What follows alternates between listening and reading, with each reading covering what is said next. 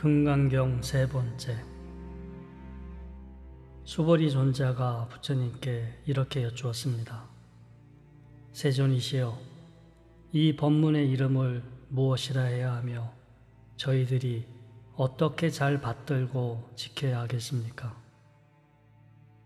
수보리여, 이 법문을 금강반야바라밀경, 즉 금강석처럼 단단한 상을 부수고 통찰 지혜를 완성하는 법문이라고 잘 받아들이고 간직해야 한다.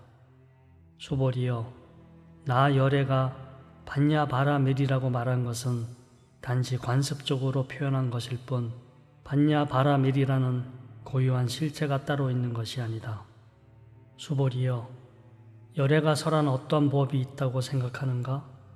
그렇지 않습니다. 세존이시여. 열애가 설하신 법이라고 하는 것은 본래 따로 있는 것이 아닙니다.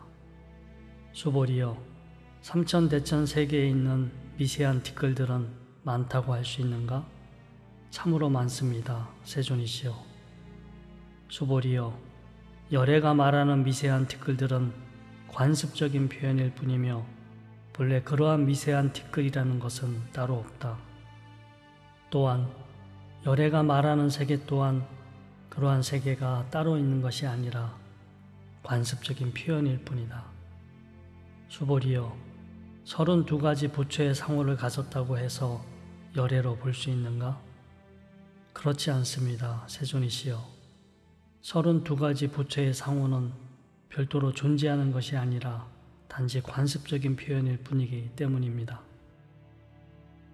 수보리여, 어떤 선남자 선여인이 겐지스 강의 모래수와 같이 목숨을 바쳐 보시한다 하더라도 이 가르침 중에서 사부로 된 개송 하나만이라도 다른 사람을 위해 설명해 주는 사람이 있다면 그 사람의 복이 훨씬 더 많다.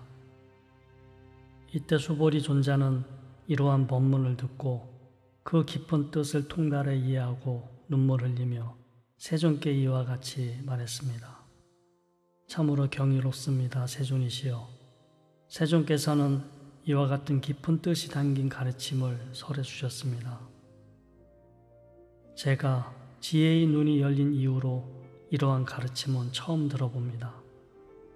세존이시여, 어떤 사람이 이 가르침을 듣고 신심이 청정해지고 있는 그대로 실상을 보고 한다면 그 사람은 제일로 경이로운 공덕을 성취한 것이라고 할 수 있습니다.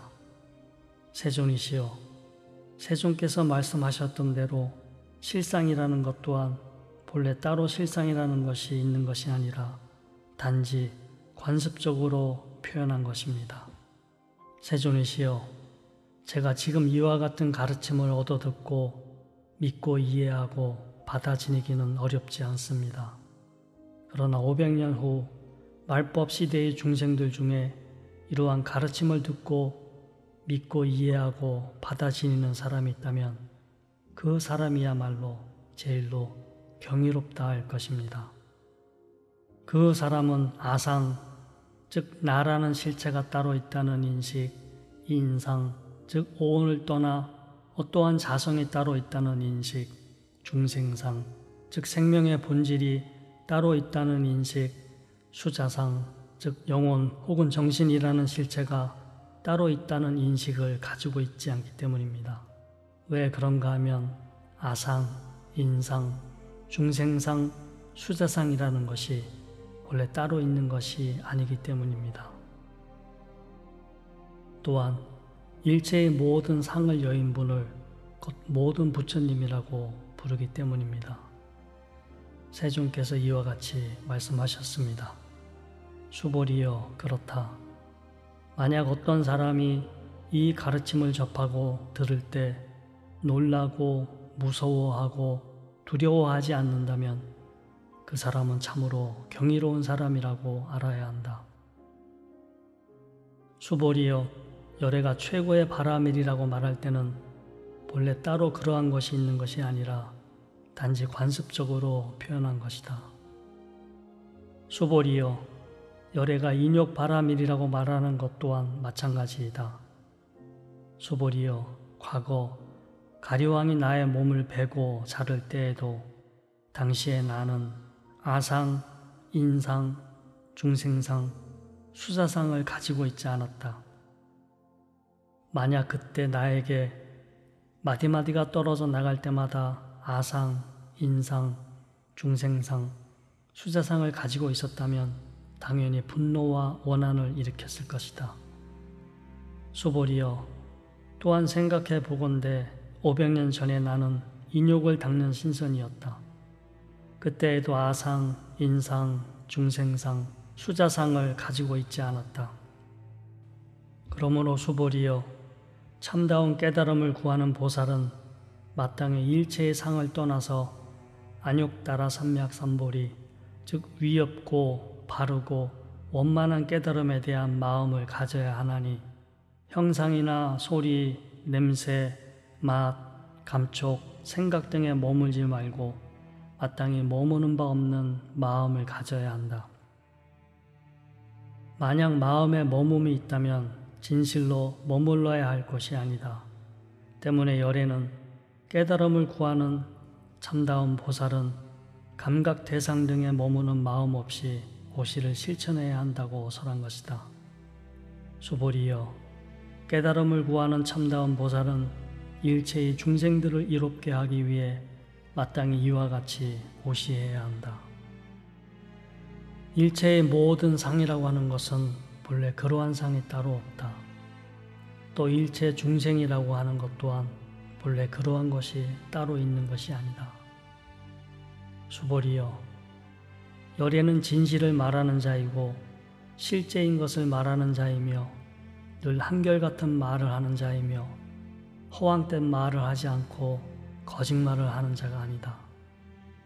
수보리여, 열애가 얻은 법에는 진짜라는 상도 없고 가짜라는 상도 없다.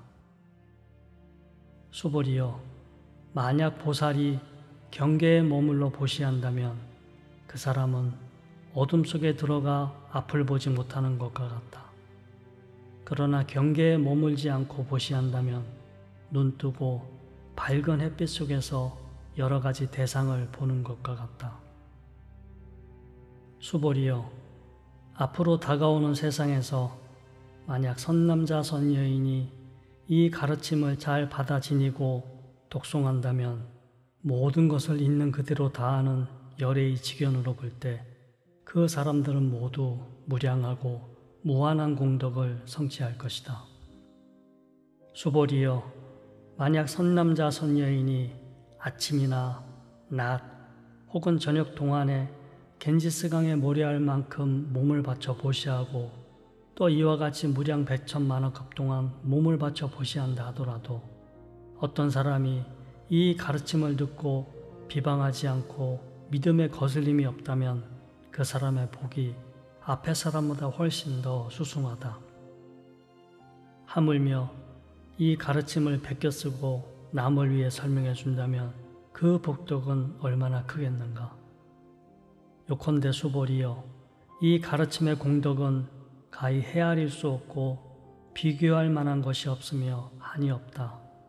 열애는 많은 중생들의 이익을 위해 나아가는 사람, 또 최고의 수승한 경지에 나아가고자 하는 사람들을 위해 이 가르침을 설하나니 만약 어떤 사람이 이 가르침을 수지 독송하고 다른 사람에게 설명해 준다면 열애는 그 사람들이 모두 헤아릴 수 없고 비교할 수 없으며 한이 없는 불가사의한 공덕을 성취할 것임을 전부 다 알고 본다.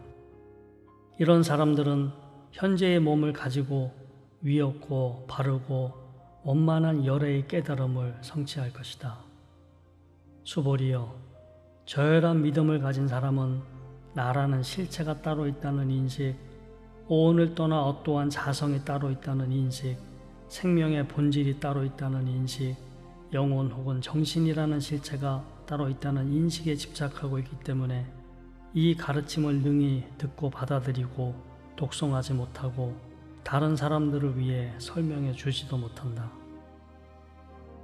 수보리여, 어느 곳에 있든 이러한 가르침이 있다면 일체 세간의 모든 천신, 인간, 아수라 등이 마땅히 탑에 공야 올리듯 돌면서 꽃과 향을 뿌리고 공경할 것이다라고 알아야 한다.